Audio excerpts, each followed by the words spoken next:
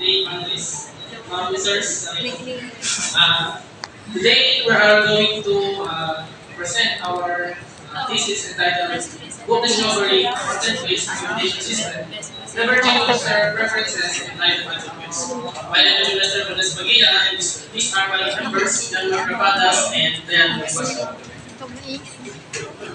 In today's digital age, the content-based filtering helps readers navigate vast book selections by recommending titles based on book attributes and genre and author.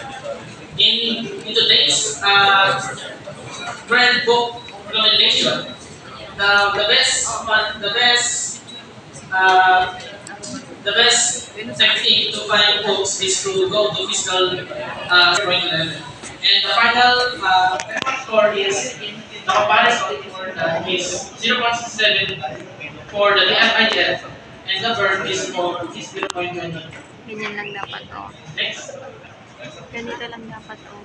Okay, for our summary, this research focused on developing and evaluating a content-based book recommendation system using the DFIDF method with comparisons made into the BERT model.